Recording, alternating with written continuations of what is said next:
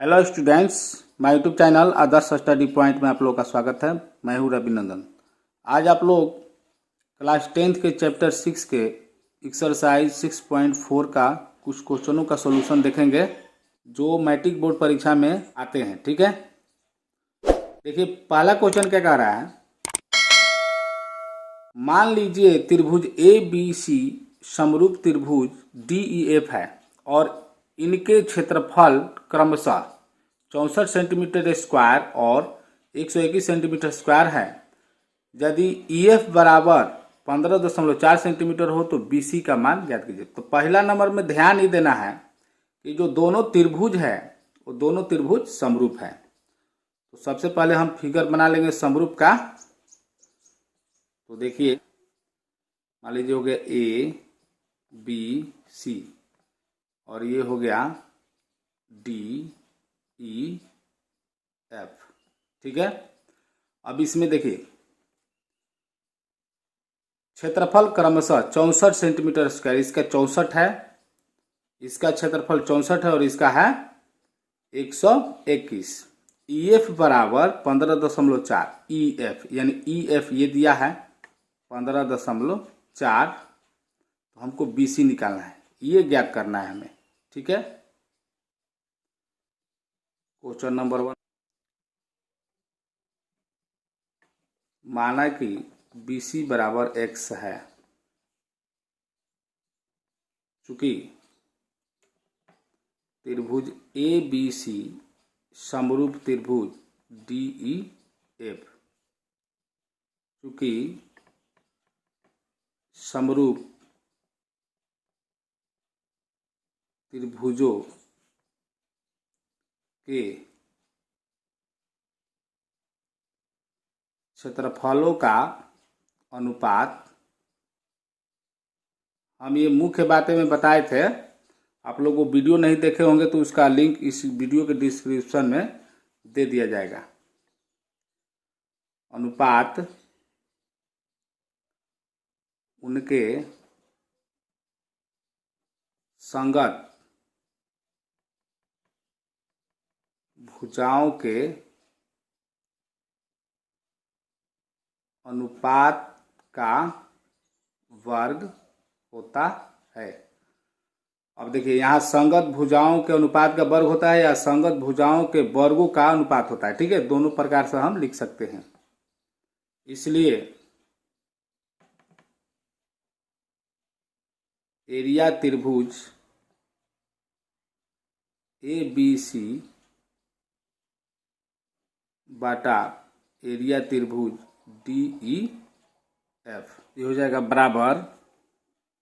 अब देखिए कि इसका निकालना है, BC का मान निकालना है। ठीक है, तो ऊपर में जो है ABC है, तो अब BC का मान निकालना है तो हम यहाँ लिखेंगे BC बाटा EF, क्योंकि भुजाओं के अनुपात का वर्ग होता है तो इसका दोनों का वर्ग कर देंगे। ठीक है, अब यहाँ पर ABC का क्षेत्रफल जो दिया है यहाँ पर लिख देंगे 64। ठीक है, 64 लिख देंगे और DEF का क्षेत्रफल जो है 121 है। इक्वल टू हो जाएगा BC का मान निकालना है। अब बाटा हो जाएगा EF का मान है 15.4। ठीक है, स्क्वायर BC स्क्वायर। अब यहाँ पर देखिए बहुत ही आसान है, इधर से स्क्वायर हटा देंगे, इधर रूट चढ़ जाएगा तो रूट आ जाएगा, तो ये क्या हो जाएगा 64 बाटा 121 बराबर BC बाटा 15.4। फिर यहाँ पर देख लीजिए 64 का वर्गमूल निकालेंगे तो कितना हो जाएगा 8 अब बाटा 11। ठीक है, 121 का हो जाएगा 11 इक्वल टू हो जाएगा BC बाटा 15.4। ठीक है, अब यहाँ पर हो जाएगा BC गुना 11, तिरिया गुणा कर देंगे 15.4 गुना 8, तो BC बराबर हो जाएगा 15.4 गुना 8 बाटा हो गया 11। अब 11 से इसको कटाइएगा तो कट जाएगा 11 एकम 11 और यहाँ पर देखिए 4 बचा 44 हो गया, दशमलव आ जाएगा 11 चौक 44। यानी कि इसलिए BC बराबर हो जाएगा 14 बोलो 83 यानी 112। ठीक है, और दशमलव एक बाद है तो एक हो जाएगा, यानी कि 11.2 सेंटीमीटर इसका आंसर हो जाएगा। यहाँ पर BC x मानने की आवश्यकता भी नहीं है, तो इसको हम काट भी सकते हैं, इसको मानने की आवश्यकता नहीं है। ठीक है, तो आगे क्वेश्चन देखते हैं।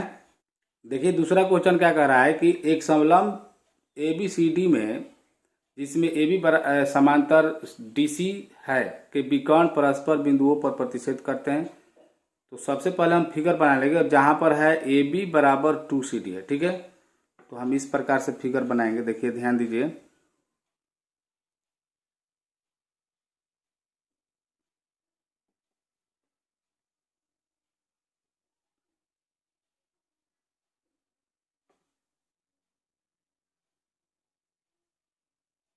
मान लीजिए हो गया A B C और D। AB समांतर क्या कर रहा है DC हो गया, और AB जो है 2DC के बराबर है, तो थोड़ा बड़ा है ये, तो इसमें तो मानना है, कोई दिक्कत नहीं है। तो AB जो है 2DC के बराबर है। त्रिभुज AOB और COD के क्षेत्रफलों का अनुपात ज्ञात कीजिए। तो इसके विकर्ण जो है O पर प्रतिच्छेद करते हैं, तो हम पहले विकर्ण को प्रतिच्छेद कर देंगे।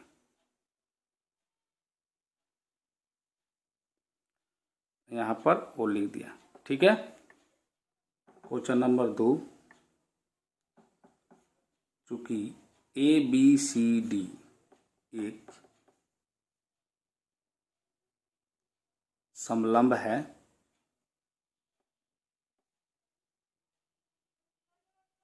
जिसमें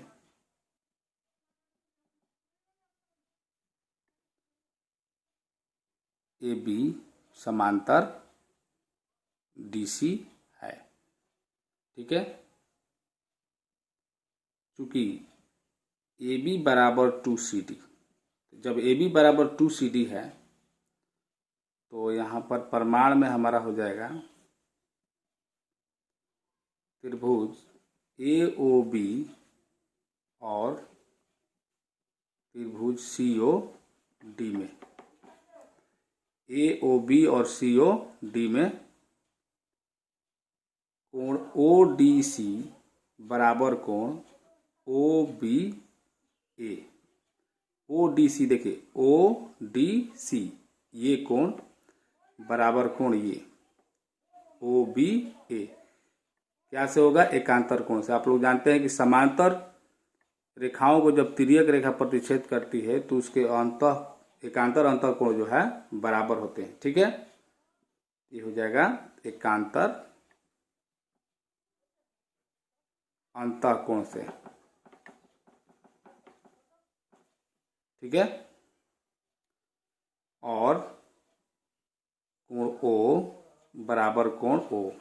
अब ये जो O कोण है दोनों कोण में शामिल है, तो हम इसको लिख सकते हैं शीर्षाभिमुख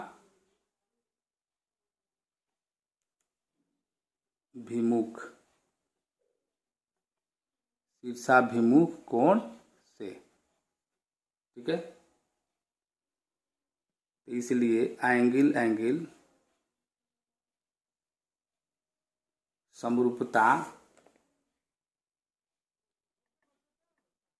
समरूपता की कसौटी से क्या हो जाएगा, त्रिभुज AOB समरूप त्रिभुज COD। ठीक है, तो अब हम जानते हैं कि समरूप त्रिभुजों के क्षेत्रफलों का जो अनुपात होता है उनके संगत भुजाओं के वर्ग अनुपात के वर्ग होता है। ठीक है, एरिया त्रिभुज AOB बराबर बटा एरिया त्रिभुज COD। हम लिख देंगे AB स्क्वायर बटा CD स्क्वायर। ठीक है, फिर यहाँ देख लेते हैं, बराबर हो जाएगा ए बी। ए बी का मान क्या है, यहाँ पर देखिए ए बी बराबर 2CD है, तो हम लिख देंगे 2CD स्क्वायर बटा CD स्क्वायर। ठीक है, तो ये हो जाएगा 4CD स्क्वायर बटा CD स्क्वायर। CD कट गया तो हो जाएगा 4/1, यानी कि 4:1, यानी 4:1, और यही हमें ज्ञात करना था।